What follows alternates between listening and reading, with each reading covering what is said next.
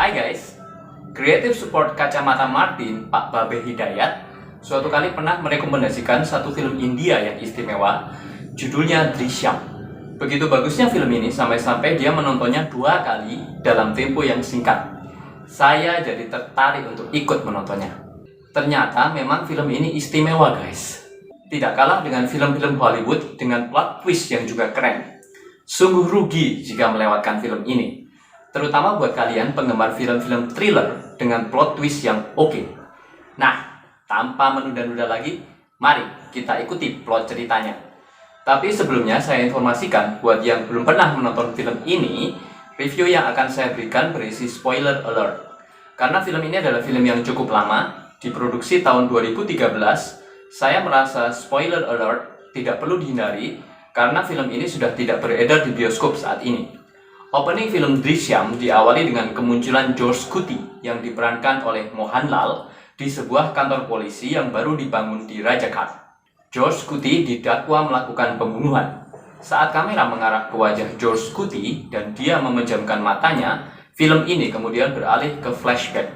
Di warung teh dekat kantor polisi tersebut, ada seorang bapak dan ibu yang mengeluh kepada Sulaiman, pemilik kedai teh, tentang anaknya yang ditahan oleh Sahadevan, polisi lokal yang korup, karena berutang pada satu perusahaan keuangan dan tidak bisa membayarnya. Diduga Sahadevan disuap oleh perusahaan keuangan tersebut untuk menahan anak mereka. George Clooney yang tengah nongkrong di warung teh tersebut diminta opininya oleh Sulaiman akan masalah tersebut. George Clooney yang merupakan penggemar berat film dan berprofesi sebagai pengusaha pelayanan TV kabel ingat akan satu adegan film yang berdialog soal habeas corpus. Sedikit penjelasan dari saya, habeas corpus adalah mekanisme pemulihan yang memungkinkan seseorang untuk melaporkan penahanan atau pemenjaraan yang melanggar hukum kepada sebuah pengadilan dan meminta agar pengadilan itu meninjau apakah penahanan itu sesuai dengan hukum atau tidak.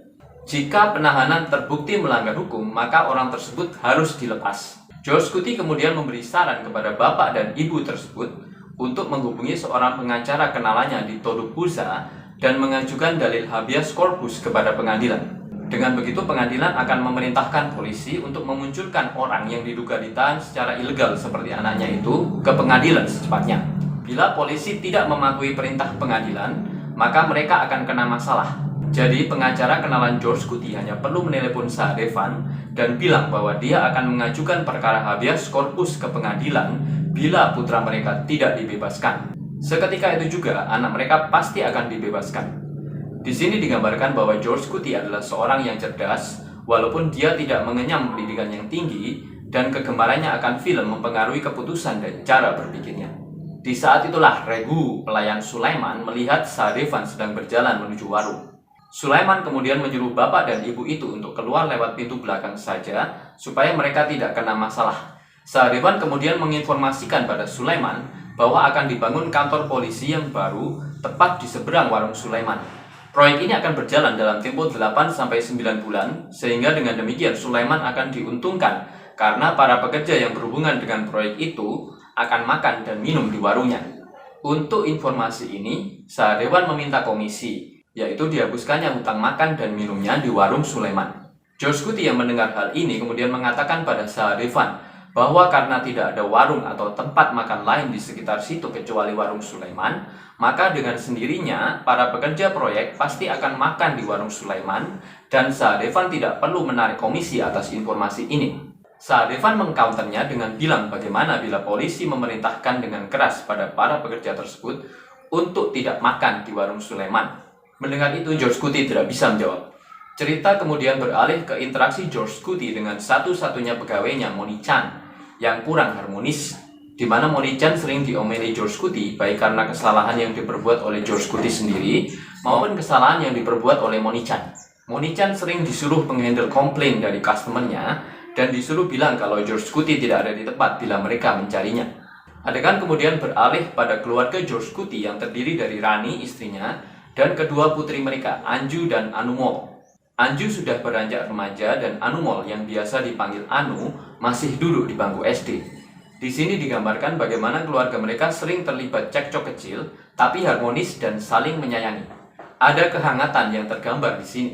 Sampai di sini penonton seolah diarahkan bahwa ini adalah film drama komedi dengan dialog yang seolah-olah tidak begitu penting, namun wajar terjadi di tengah-tengah satu keluarga. Nuansa komedi situasi begitu terasa di adegan-adegan yang dibangun dari awal dengan dialog-dialog yang cerdas. Adegan kemudian bergulir ke satu kegiatan sekolah Anju, yaitu semacam camping pramuka yang diikuti oleh banyak pelajar dan mahasiswa dari sekolah lain juga. Penonton diperkenalkan pada karakter Farun, cowok tajir yang suka mengambil gambar pelajar-pelajar cewek dari HP-nya, lepas dari mereka suka atau tidak diambil gambarnya. Pendek kata, Farun adalah stalker amatiran. Penonton juga diperkenalkan kepada mertua George Kuti dan Rajesh, adik Rani, di mana hubungan mereka harmonis sekali, dan ayah Rani benar-benar sudah menganggap George Kuti seperti anak kandungnya sendiri. Rajesh sendiri adalah pemimpin partai terkemuka yang sedang naik daun. Di sini disinggung soal pertambangan batu yang sedang diprotes oleh partai Rajesh sehubungan dengan masalah lingkungan dan masyarakat sekitarnya. Pertambangan batu itu terletak sekitar 15 km dari rumah mertua George Kuti di desa Mulaseri. Rajesh sedang menggalang massa untuk berdemo menentang keberlangsungan pertambangan batu tersebut. Di sini diungkap bahwa George Kuti bercita-cita ingin mendirikan satu gedung bioskop. Rencana ini didukung penuh oleh mertuanya, bahkan ayah mertuanya itu berniat menjual tanahnya yang lama tidak dibudidayakannya supaya George Kuti punya modal untuk melaksanakan cita-citanya itu. George Kuti terharu mendengar hal itu. Adegan bergulir ke percakapan Rani dan Anju. Anju bercerita kepada ibunya bahwa ada seorang pelajar cowok di acara camping kemarin yang suka memotret dan mengambil gambar pelajar-pelajar cewek peserta acara itu, yaitu Farun. Rani memperingatkan putrinya dengan keras supaya berhati-hati terhadap cowok itu, karena bisa saja dia secara diam-diam mengambil gambarnya tanpa sepengetahuannya dan menyebarkannya lewat internet. Banyak kejadian cewek-cewek yang sampai bunuh diri gara-gara gambar tabunya tersebar di internet akhir-akhir ini, kata Rani. Namun Anju menganggap kekhawatiran ibunya itu berlebihan. Cerita bergulir ke adegan di mana Sahadevan menegur Soma, kontraktor proyek kantor polisi baru, karena mengadukan dia pada atasannya karena suatu hal. Sahadevan memperingatkan Soma untuk berhati-hati karena dia tidak menyukai hal itu dan dia bisa menghentikan proyek yang dikerjakannya itu kapanpun dia mau. George Kuti tampil membela Soma dan mencelanya. Sahadevan marah dan mengancam George Kuti bahwa suatu saat dia akan mengajarnya. Adegan berikutnya menampilkan Anju yang didatangi oleh Farun. Farun menunjukkan video dari HP-nya kepada Anju. Begitu melihatnya, Anju terlihat shock dan ketakutan. Rupanya video itu adalah video tabu yang melibatkan Anju. Namun tidak diperlihatkan dalam adegan apa isi video itu. Farun kemudian mengancam Anju untuk memenuhi permintaannya bila tidak ingin video tabu tersebut dia sebar di internet dan membuat malu dia dan keluarganya. Dia menyuruh Anju menemuinya di halaman belakang rumah Anju pukul 11 malam. Anju hanya bisa menangis dan tak kuasa menolaknya. Rani yang melihat perubahan sikap pada putrinya curiga ada sesuatu yang telah terjadi. Namun Anju tidak berani mengungkapkan permasalahan yang ditimbulkan Farun padanya. Dia hanya bisa menangis tanpa berani memperlihatkan muka pada ibunya. Akhirnya datanglah Farun menemui Anju yang ketakutan dan stres di gudang belakang rumahnya. Farun hendak melampiaskan nafsu bejatnya pada Anju. Namun ternyata Rani malah memergokinya. Rani memohon agar Farun tidak membuat putrinya terlibat dalam masalah. Dia bilang bahwa putrinya masih sangat muda dan jangan sampai masa depannya rusak gara-gara masalah ini. Farun kemudian setuju untuk mengabulkan permohonan Rani, tapi sebagai gantinya, dia meminta Rani untuk menggantikan Anju. Rani terkejut dan tidak bisa menjawab. Di saat itulah Anju memukul kepalanya dari belakang dengan menggunakan tongkat besi. Farun langsung roboh. Anju kemudian menghancurkan HP Farun dengan tongkat besi tersebut. Rani kemudian memeriksa kondisi Farun yang tergeletak tak bergerak. Ternyata Farun sudah tidak bernafas lagi. Dia tewas terkena pukulan tongkat besi tersebut. Rani dan Anju jadi gelisah ketakutan. Di tengah kekalutan tersebut, Rani memutuskan untuk membungkus mayat Farun dengan karung goni dan menguburnya dibantu Anju di tanah galian yang tadinya dipersiapkan George Kuti untuk ditanami sesuatu di halaman belakang mereka yang cukup luas. Saat mereka menimbun mayat Farun dengan tanah, Anu terbangun dan menyaksikan hal tersebut.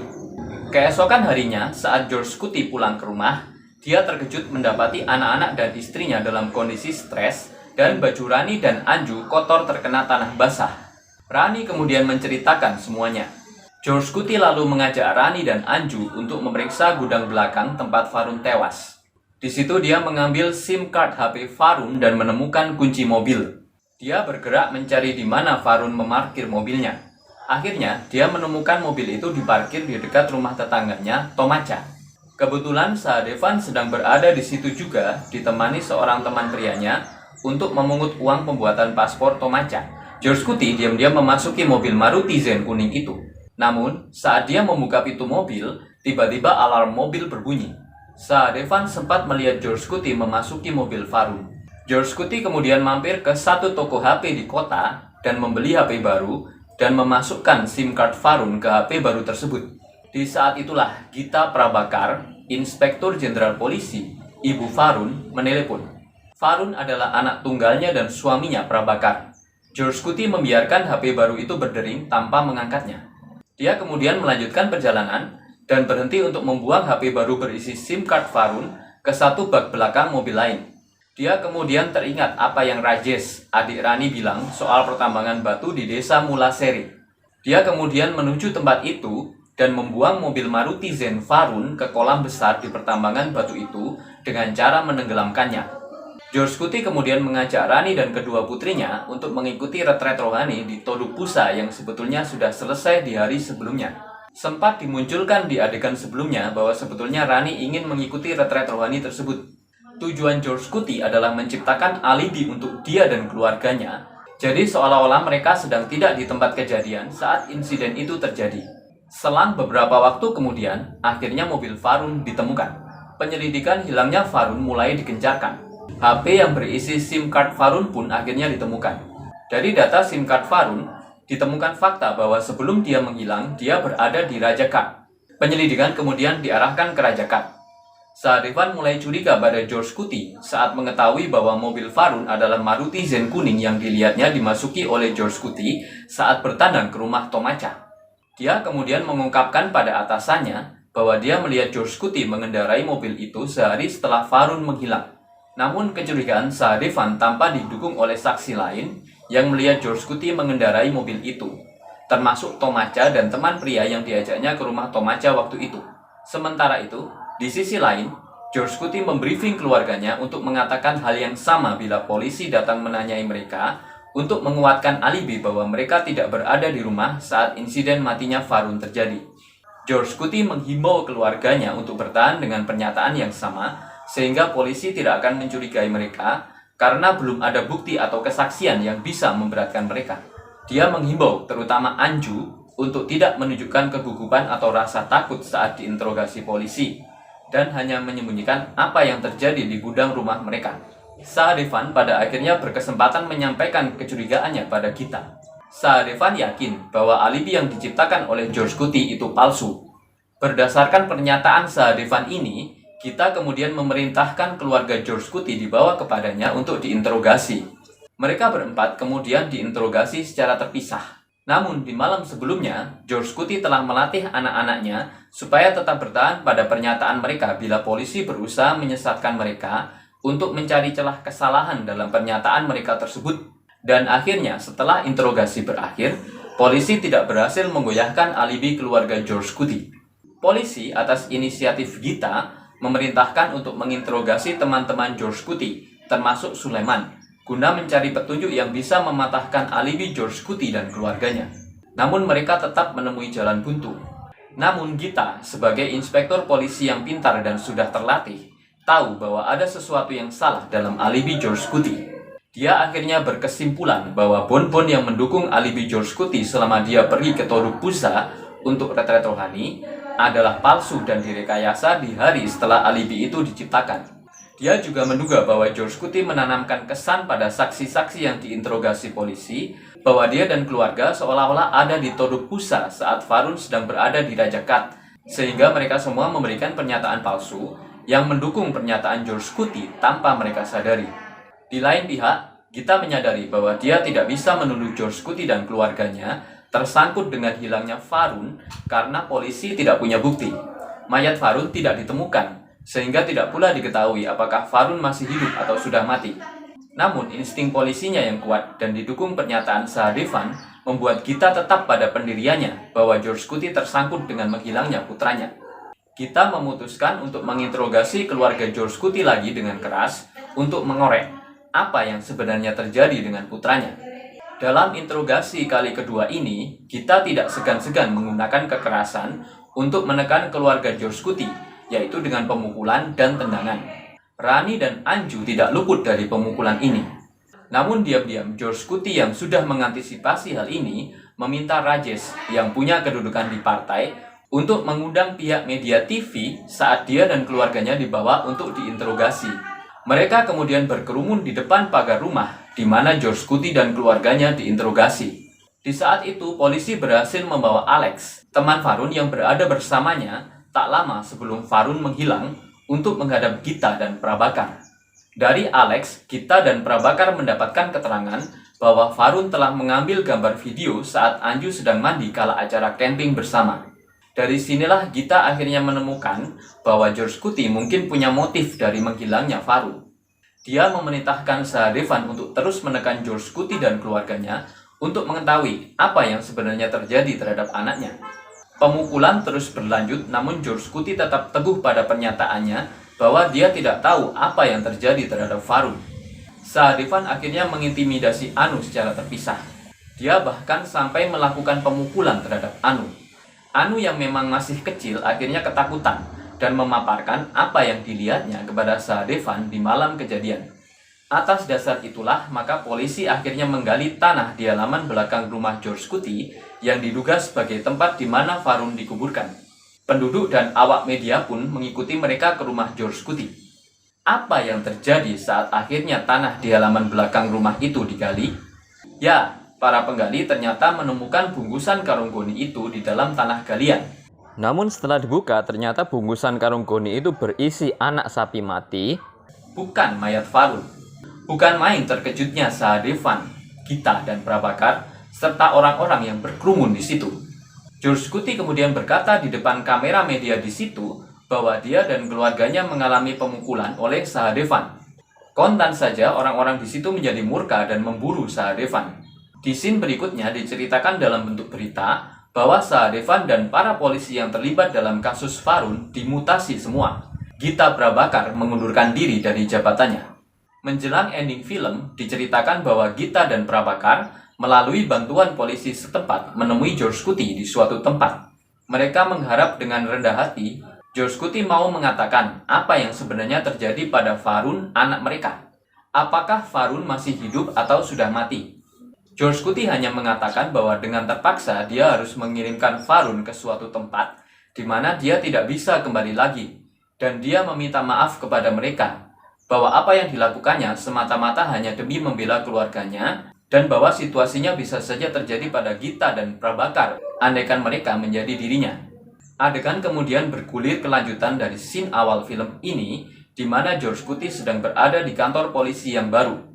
Di sini kepala polisi bilang bahwa dia akan tetap menyelidiki hal ini sampai mayat Varun ditemukan, dan bahwa bagaimanapun juga George Kuti tidak akan bisa mengelabui polisi.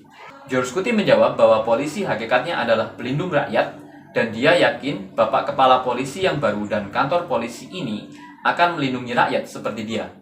Lalu dia beranjak pergi dari kantor polisi. Adegan ini diselang-seling dengan shot di mana George Kuti juga beranjak pergi meninggalkan kantor polisi yang belum selesai dibangun di waktu malam dan memberikan petunjuk di mana sebenarnya mayat Varun dipindahkan oleh George Kuti, yaitu di tanah di mana di atasnya kantor polisi baru itu sekarang didirikan. Nah guys, begitulah plot cerita dari Drishyam. What a twist! Menonton film ini memang harus sedikit sabar guys, karena sampai 40 menit pertama, permasalahan dari film ini belum tersentuh sama sekali. Tapi selama itu pula, banyak ditanam petunjuk-petunjuk yang akan diungkap di paruh kedua film ini. Jadi seolah-olah dialog-dialog yang dibangun cuma dialog ringan dan lepas, yang tidak disangka nantinya akan berhubungan menjelang ending film. Plot twistnya tidak terduga. Saat Varun mendatangi Anju, baru kita tahu bahwa tone film ini sudah berubah. Sebelumnya, tone film seolah diarahkan pada drama komedi situasi. Chemistry antar karakter juga tergambar dengan natural dan bagus, tanpa kesan dibuat-buat. Akting mereka juga bagus dan meyakinkan. Film garapan Jitu Joseph ini membuka mata saya bahwa di luar Bollywood, Ternyata ada juga film-film classy dan bermutu seperti Drishyam. Drishyam ini bukan film Bollywood loh guys, tapi film Malayalam. Sama-sama film India tapi beda. Pembedanya apa? Pertama adalah dari bahasa yang digunakan. Film Bollywood berbahasa Hindi, sedangkan Drishyam adalah film berbahasa Malayalam. Film Malayalam juga dikenal sebagai film Mollywood. Mollywood adalah perfilman India yang berbasis di negara bagian Kerala yang terletak di India Selatan. Industri film Malayalam adalah industri film terbesar India keempat setelah Hindi, Tamil, dan Telugu. Film Malayalam dikenal akan sinematografinya dan plot ceritanya yang realistis. Film Malayalam terawal dirilis sekitar tahun 1930-an. Ternyata sudah tua juga ya industri film Malayalam ini umurnya. Drishyam sendiri berarti visual. Hebatnya selain di-remake oleh Bollywood dengan judul yang sama, film ini juga di-remake oleh Cina dengan judul Ship Without a Shepherd yang dirilis di tahun 2019. Dalam kurun waktu sebulan setelah rilisnya, Drishyam didapuk menjadi film Malayalam berpendapatan terbesar sepanjang masa.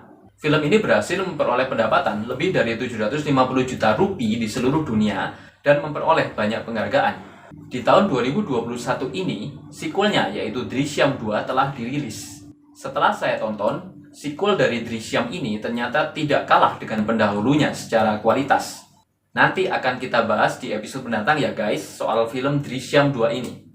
Oke guys, kita akhiri perjumpaan kita kali ini. Hopefully you guys enjoy it. Kita ketemu lagi di episode selanjutnya.